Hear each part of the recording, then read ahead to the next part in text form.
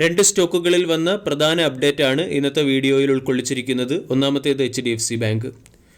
HDFC bank ഇന്ന് 3% ഉയർന്ന് 1529 closing നൽകി.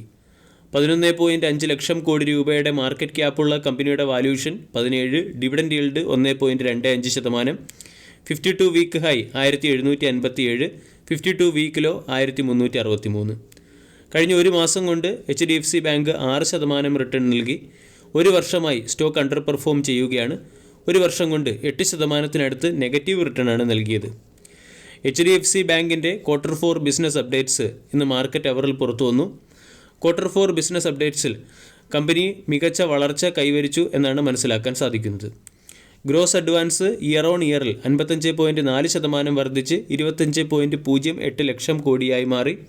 കൂടാതെ റിട്ടെയിൽ ലോൺസ് 108% വളർച്ച കൈവരിച്ചു, അല്ലെങ്കിൽ റിട്ടെയിൽ ലോൺസ് കഴിഞ്ഞ വർഷത്തേക്കാൾ ഇരട്ടിയായി. കൊമേഴ്സ്യൽ ആൻഡ് റൂറൽ ബാങ്കിംഗ് ലോൺസിൽ 24.6% വളർച്ചയും കോർപ്പറേറ്റ് ലോണിൽ 4% വളർച്ചയുമാണ് HDFC ബാങ്ക് കൈവരിച്ചത്. HDFC ബാങ്കിൻ്റെ ഡെപ്പോസിറ്റ്സ് ഇയർ ഓൺ ഇയറിൽ 26.4% വർദ്ധിച്ച് 23.8 ലക്ഷം കോടിയായി മാറി. റീറ്റെയിൽ ഡെപ്പോസിറ്റ്സിൽ 27.8% വളർച്ചയും ഹോൾസെയിൽ ഡെപ്പോസിറ്റ്സിൽ 19.4% വളർച്ചയുമാണ് HDFC ബാങ്ക് കൈവരിച്ചത്. മികച്ച ക്വാർട്ടർലി ബിസിനസ് അപ്ഡേറ്റ്സിൻ്റെ പശ്ചാത്തലത്തിൽ പ്രഭുദാസ് ലീലാധർ HDFC ബാങ്കിന് ബൈ എന്ന റേറ്റിംഗും 1720 രൂപയുടെ ടാർഗറ്റ് നൽകിയിട്ടുണ്ട്. ഇവിടെ 1400 അല്ലെങ്കിൽ 1440 എന്ന ലെവലിനെ സ്റ്റോപ്പ് ലോസായി വെച്ചുകൊണ്ട് 1720 രൂപയുടെ ടാർഗറ്റ് ചേസ് ചെയ്യാനാണ് പ്രഭുദാസ് ലീലാധർ പറഞ്ഞിരിക്കുന്നത്. LKP സെക്യൂരിറ്റി എന്ന ബ്രോക്കേജ് ഏജൻസിയും HDFC ബാങ്കിന് ബൈ എന്ന റേറ്റിംഗും 1762 രൂപയുടെ സ്ട്രോങ് ടാർഗറ്റ് നൽകി. റീസെൻ്റ്ലി സ്റ്റോക്ക് 1475 എന്ന ലെവലിൽ ഒരു ബോക്സ് പാറ്റേൺ ബ്രേക്കൗട്ട് നടത്തുകയും അവിടെ നിന്നും 1525 സ്റ്റോക്ക് ഉയരുകയും ചെയ്തു. 1500 ഒരു പ്രധാന സൈക്കോളജിക്കൽ സപ്പോർട്ടായി പ്രവർത്തിക്കാനുള്ള സാധ്യത കൂടുതലാണ്. 1500 എന്ന ലെവലിനെ റീടെസ്റ്റ് ചെയ്യുമ്പോൾ നമുക്ക് ഈ സ്റ്റോക്കിൽ പൊസിഷൻ എടുക്കാം. 1600, 1700 പോലുള്ള ടാർഗറ്റുകൾ എയിം ചെയ്യാവുന്നതാണ്. രണ്ടാമത്തെ update Bajaj finance limited. Bajaj finance ലിമിറ്റഡുമായി ബന്ധപ്പെട്ടത്.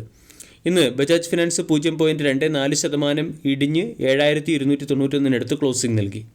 4.5 ലക്ഷം കോടി രൂപയുടെ മാർക്കറ്റ് ക്യാപ്പുള്ള കമ്പനിയുടെ വാല്യൂഷൻ 32.22, ഡിവിഡൻഡ് yield 0.41%.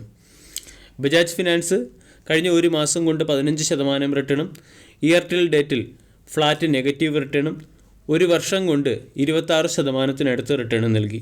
സ്റ്റോക്കിൻ്റെ 52 വീക്ക് ഹൈ 8192, 52 വീക്ക് ഹൈയിൽ നിന്നും സ്റ്റോക്ക് ഇപ്പോൾ ഡിസ്കൗണ്ടിൽ ലഭ്യമാണ്.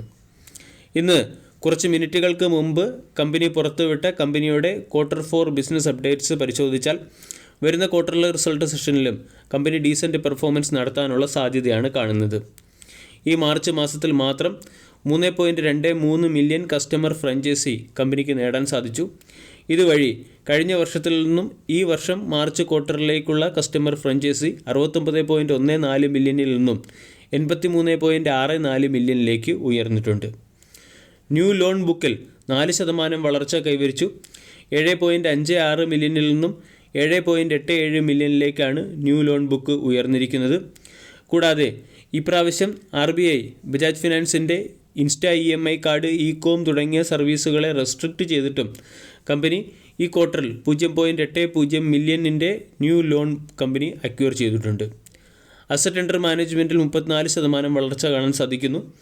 2,47,379 കോടിയിൽ നിന്നും അസറ്റ് അണ്ടർ മാനേജ്മെൻറ്റ് 34% വർദ്ധിച്ച് 3,30,400 കോടിയായി മാറി. കൂടാതെ 15,700 കോടിയുടെ ലിക്വിഡിറ്റി കമ്പനിക്കുണ്ട്. അതോടൊപ്പം തന്നെ ഡെപ്പോസിറ്റ്സ് 35% വർദ്ധിച്ചു. 44,666 കോടിയിൽ നിന്നും ഡെപ്പോസിറ്റ് 60,100 കോടിയായി ഉയർന്നിട്ടുണ്ട്. ഓവറോൾ നമ്മൾ ഒട്ടുമിക്ക ഫാക്ടറുകൾ പരിശോധിച്ചാലും റീസെൻ്റ് രീതിയിലുള്ള ഗ്രോത്താണ് കമ്പനി നേടിയെടുത്തിരിക്കുന്നത്. ഇതിൻ്റെ ഇമ്പാക്റ്റ് നാളത്തെ ട്രേഡിംഗ് സെഷനിൽ സ്റ്റോക്കിൽ പ്രതീക്ഷിക്കാവുന്നതാണ്. 7,200-നടുത്ത് സ്റ്റോക്ക് ട്രേഡ് ചെയ്യുന്നു. 7,500 പ്രധാന റെസിസ്റ്റൻസ് ആണ്.